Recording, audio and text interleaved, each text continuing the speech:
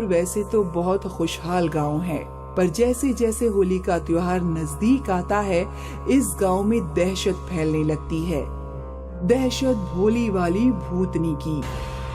जब सब लोग त्योहार मना रहे होते हैं, तब इस गांव में होली वाली भूतनी अपना शिकार करती है।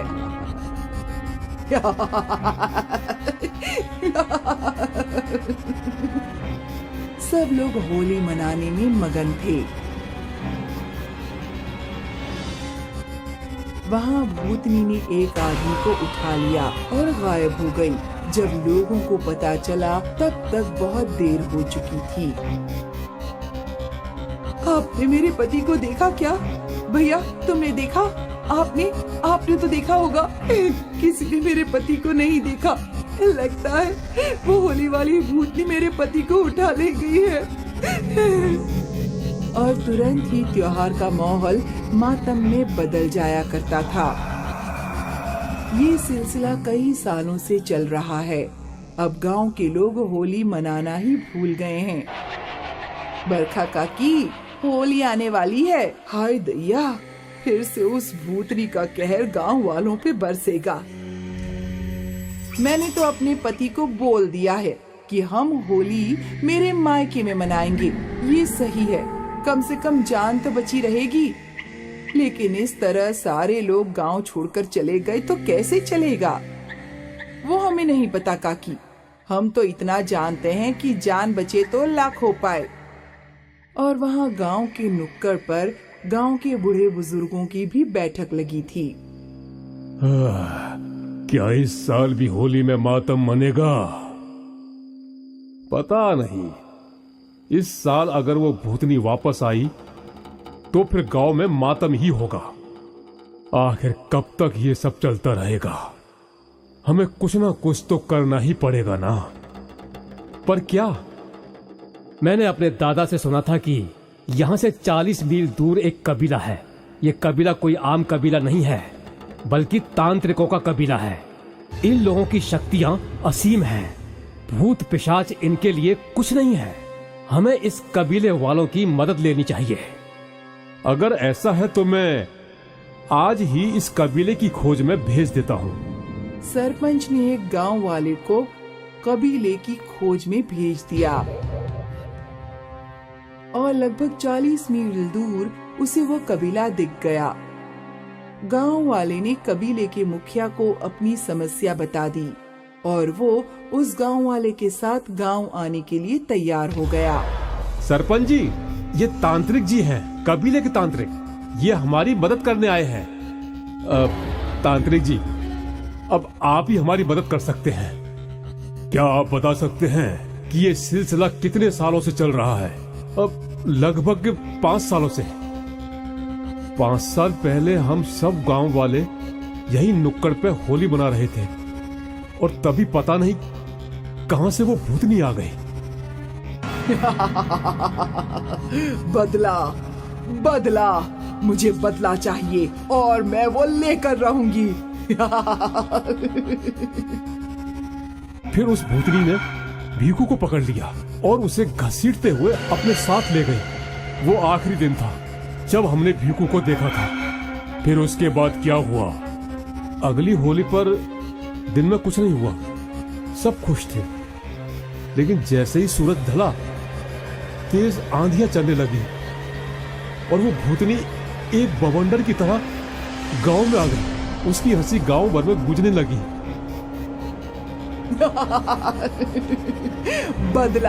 मुझे बदला चाहिए। और फिर भूतनी ने भांग के नशे में धुत पवन को उठा लिया और अपने साथ उस बवंडर में ले गई। पवन की भी लाश नहीं मिली। क्या इसके बाद भी हर होली पे वो भूतनी आई थी? हाँ, अब तक 5 लोग गायब हैं। पता नहीं उनके साथ वो भूतनी क्या करती है। आपकी बातों से तो लग रहा है कि वो बदला ले रही है, पर गांव वालों से क्यों? ये उस भूतनी को यहां बुलाकर पूछना पड़ेगा। आप कुछ भी कीजिए, पर हमें उस भूतनी से मुक्ति दिलवाइए। मुझे उन 5 लोग जो गुमशुदा हैं, उनके कपड़े या इस्तेमाल की हुई चीजों की जरूरत पड़ेगी। मैं अभी सब इकट्ठा करवाता हूं। और सूरज ढलने से पहले तांत्रिक ने अपनी पूजा शुरू कर दी। उसने नुक्कड़ के पेड़ के पास एक सितारा बनाया, जिसके बीच में अग्नि कुंड स्थापित कर दिया। गुमशुदा लोगों की चीजें उस घेरे के भीतर रख दी गई और फिर तांत्रिक मंत्रों का जाप करने लगा।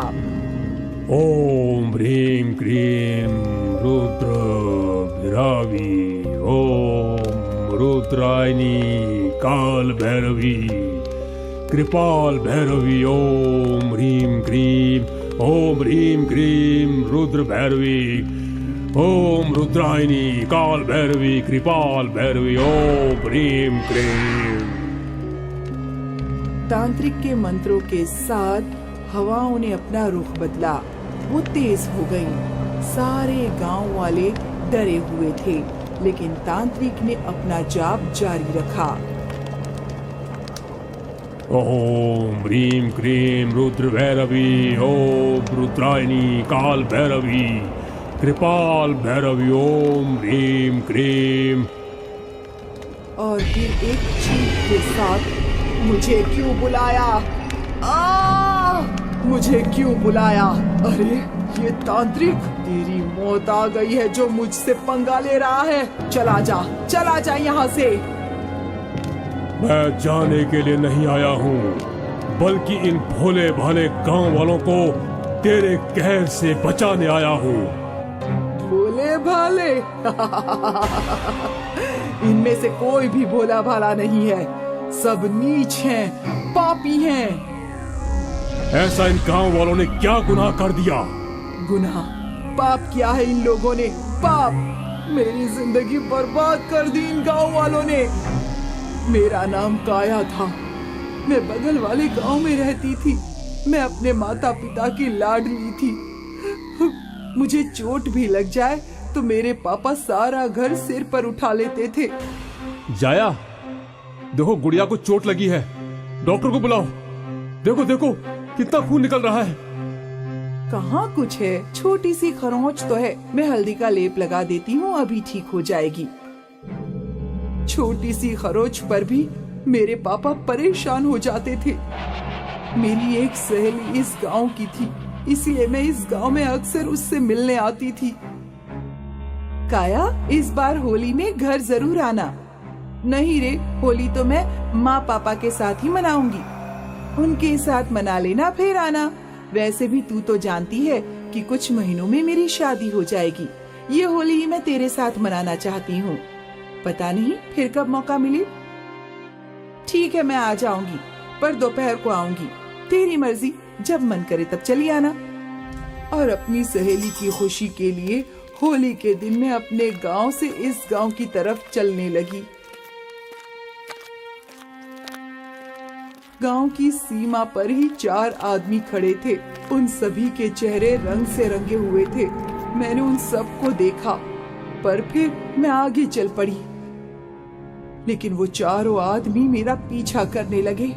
मैं डर गई और तेज चलने लगी, पर फिर उन आदमियों ने मुझे घेर लिया। वो जोर जोर से हंस रहे थे। कहाँ जा रही हो जाने मन? इतनी भी जल्दी क्या है? थोड़ी हमारे साथ भी होली खेल लो। मुझे जाने दो, मुझे मेरे घर जाना है। मेरे पापा मेरा इंतजार कर रहे होंगे। छोड़ देंगे तुम्हें, अपने घर छोड़ देंगे, लेकिन पहले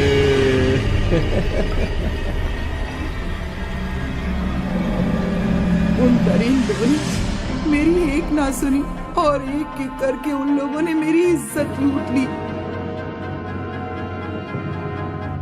उस दिन मेरे पास नदी में कूदकर जान देने के सिवा कोई पर्याय नहीं था। उन दरिंदों ने मेरी हंसती खेलती जिंदगी उजाड़ दी। मेरे पापा को जब मेरी लाश मिली तो उन्होंने वही प्राण त्याग दिए। अब सिर्फ मेरी माँ जिंदा है, लेकिन वो भी पागलों की तरह गली गली भटकती रहती हैं। अब तुम ही बताओ तांत्रिक, क्या मेरा बदला लेना गलत है? तुम्हारा बदला लेना गलत नहीं है, पर तुम मासूम गांव वालों से बदला क्यों ले रही हो? क्योंकि वो लोग इसी गांव के थे। तुम्हें कैसे पता कि वो लोग इस गांव के थे? मैंने उन आदमियों से एक के पास बुलेट गाड़ी देखी थी, जो मैंने पहले इसी गांव में देखी थी। इस गांव में तो किसी के पास बुलेट गाड़ी नहीं है। तुम झूठ बोल रहे हो। 6 साल पहले यहाँ नुक्कड़ पर एक बुलेट गाड़ी खड़ी रहती थी। 6 साल पहले? हाँ, याद आया। वो तो किशोर की थी। किशोर 2 गांव छोड़कर रहता है। उस समय उसने गांव में नया व्यापार डाला था, तो वो अक्सर अपनी बुलेट पर यहाँ आता था। देखो काया, वो जिन लोगों ने तुम्हारी जिंदगी उजाड़ी, वो इस गांव में नहीं रहता। तो तुम किससे बदला ले रही हो? मैं तुम्हारी मदद कर सकता हूं उन चारों तक पहुंचने के लिए, लेकिन बदले में तुम्हें वादा करना होगा कि तुम किसी भी निर्दोष को नहीं मारोगी। मुझे मंजूर है। तो चलो। तांत्रिक, सरपंच और भूतनी दूसरे गांव के रास्ते निकल पड़े। काफी अंधेरा था, लेकिन सरपंच को वो बुलेट गाड़ी दिख गई। वो रही बुलेट और वो किशोर का घर। उन लोगों ने किशोर का दरवाजा खटखटाया। सरपंच जी, आप यहाँ इस वक्त? वो अकेले नहीं आए हैं, हम साथ में मेहमान भी लाए हैं। और फिर भूतनी किशोर पे झपट पड़ी। 6 साल पहले मेरी जिंदगी बर्बाद कर दी थी तुम लोगों ने, अब मैं तुम्हारी जिंदगी बर्बाद कर दूंगी। मुझे माफ कर दो। तेरे साथ और कौन कौन था? नहीं, मैं बताता हूँ।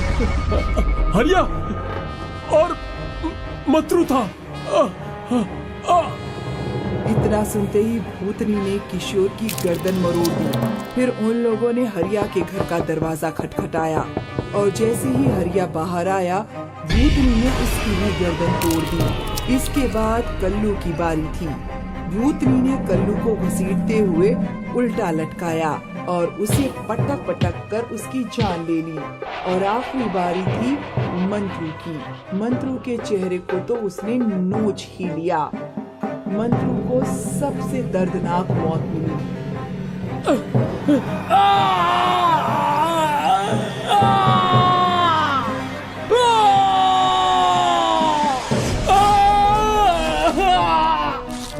अब तुम्हारा बदला पूरा हो गया है। हाँ, और अब मैं मुक्ति पाना चाहती हूँ। मैं तुम्हें मुक्ति हासिल करने में मदद करूंगा। तांत्रिक ने काया की मुक्ति की पूजा की, और काया इस दुनिया को छोड़कर हमेशा के लिए चली गई। और फिर कभी इस गांव में होली वाली भूतनी का जिक्र नहीं हुआ।